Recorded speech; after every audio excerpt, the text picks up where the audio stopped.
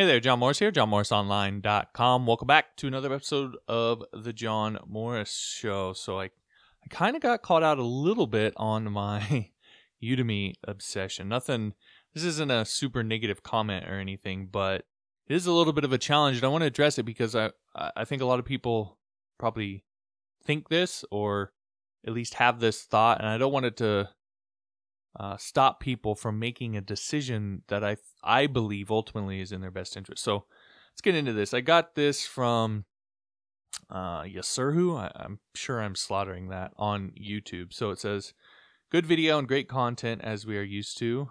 Thank you. You have very good points about the integrated approach. However, there are a few points to note. Udemy courses aren't the same, and teaching content isn't always consistent and isn't always good. Furthermore, it is difficult to imagine that Rob Percival or a single tutor may be good in all languages. I mean, you will always have that feeling within yourself upon completing a course that what if I still know nothing about Django or Python or whatever it is. Don't get me wrong, I think you really make a lot of sense, but there are insecure feelings about actually not learning enough in an integrated approach as to hunting for the information. All right, so now I get it. In a kind of narrow sense, I think you have a fair point. But to me, this is why competition matters. It's really the same. Again, I'll go back. It's the same point I make when I talk about Upwork, in that the reason that Upwork makes you as a developer compete for the work of the clients is because that competition naturally forces the cream to rise to the top, the better freelancers, the better developers to rise to the top, and that ultimately is better for the people who are paying the bills, the clients. So competition is a really important element of this that you simply cannot ignore. So what I said in my video about Udemy is you have a bunch of different instructors who, since they're being paid by you, they're bending over backwards to cater to your every need and want. And they spend their lives thinking about how to serve you better. Not advertisers, not some sugar daddy venture capitalists. You. Now that's different than YouTube or Codecademy or any of these other sites where you're not the one paying for the training. Whoever's paying ultimately is the one who's in control. There's just no way around that. Matter of fact, what's happened recently with YouTube, a lot of the changes that YouTube has made recently, it isn't because of a huge outcry from creators. It isn't because of a huge outcry from the people watching the videos. The changes are based around the fact that advertisers pulled out. That's how the game works. And so if that's the system, if that's the way the system is based, you have to know that you as the student are not the one that ultimately is in control. You're not the one that ultimately matters. It's the advertiser or the venture capitalist or whoever is paying the bills. Now, when you take all that together, I know that that kind of paints a rosy picture of Udemy. You're right. There are dirtbags on Udemy. I'm sure they're out there.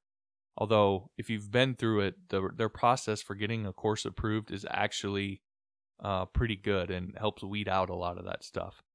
But again, in that video, I also mentioned the competition.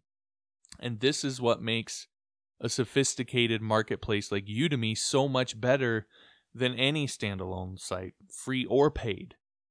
Again, the cream rises to the top. And in the case of Udemy, that is literal. The best courses are listed at the top of each search. And you can filter what criteria you think to determine best, whether it's popularity, whether it's ranking, whatever. You can kind of decide that, but it always lists the best ones at the top. And they're highlighted on their homepage. They're featured in their emails. And the dirtbags tend to die in obscurity because they simply cannot compete in a marketplace like that. So, to the question of learning from a single, you don't need to learn from a single instructor.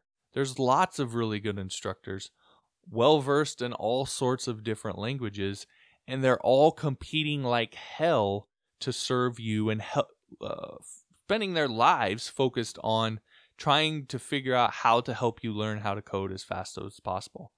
Oh, I'm sorry. I love YouTube. I really do. But it is just not the same. That's just the reality of it. Now, again, I want to be clear with what I'm saying here. What I'm suggesting is not the only way to learn how to code. That's not what I'm saying. There's 1,000 different ways that you could go about it. What I am saying is that not all of those ways are created equal, and each one of those ways has certain advantages and disadvantages.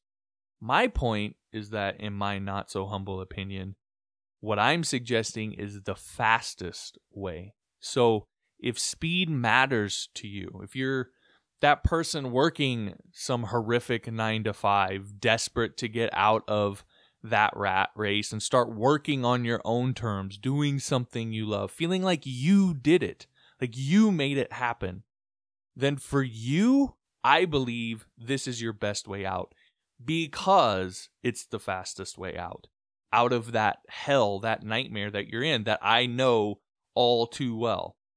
But again, like I've said, that's something you got to decide for yourself. It's your life. What I just want you to take control of it, to make it what you want it to be. Forget Udemy, forget YouTube, forget all of this stuff, all these little things that we say in our head. Forget whether you believe me, this, that, all of that. Forget it all for a second. What matters is what you want out of your life, what you want to make it to be, what you want to use IT and web development to help you get in your life. That's what matters. I watched my parents suffer through a life of not chasing their dreams, of not living on their terms, of not just saying F it and going for it. And I have seen firsthand what that does to a person. And I would not wish that on my worst enemy, let alone a community of people that I really do care about. So more than anything, it doesn't matter if you believe me or not. It doesn't matter if you're thinking I'm saying for this just for this reason or that reason. None of that matters. All I want is for you not to just brush something off, to actually look at it, to think about it, and to be smart and to be strategic about the way that you go about doing this, and to not just give up on it because of the way that you happen to be doing it right now isn't the best way for you. I just want you to think it through and not brush it off, especially right now when these courses that we're talking about right now are $10. That's the thing that's insane to me. I talk about this one a lot, but I keep going back to the Complete Web Developer course by Rob Percival. And I know I bring this up a lot, but it's like 240 plus lectures. It's like 30 hours of content on all sorts of different web design topics. Not everything, but a lot of the stuff that people would need to check off their I need to learn this to learn how to code list. Like, it's a lot of stuff that people would need to know how to learn in order to do web development as a career, to get where you want. It's a ton of that stuff. And it's $10. Like $10. I know different countries, exchange rates, all that stuff. It's different. I get that. But for a lot of you, $10 is nothing. $10 is a quarter tank of gas, or it's a trip to McDonald's. It's a week or two worth of toilet paper in my household. I got 2 boys, so we kind of go through this stuff. But I mean, it's nothing. So it's just insane to me that you wouldn't make that sort of investment in your future, in your career, to get out of this hell that you might be in. It's for just $10. So again, I'm digressing a bit here and getting off track, but ultimately what matters to me is that you just think about it. You decide. It's your choice. You can think I'm an idiot and just move on your way, whatever. But I just want you to actually think about it and not just immediately brush it off because it happens to have a price tag on it. That's the biggest thing that I want you to do. So again, like I said, I'm getting off track. You decide on all of this, but right now you can get most of their 30,000 plus courses for just $10. That ends, I believe, on the 26th, 22nd. I'll get the dates exactly right in tomorrow's video, but it ends here probably in the next week or so. So again, the link if you want to get on, johnmorrisonline.com/June. That will trigger the discount.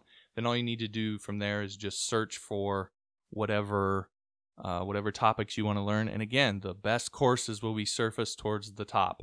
The best selling, the most popular, the highest rated, etc. All of those at the top. And you can be fairly assured that any one of those courses is going to help you learn what you need to learn.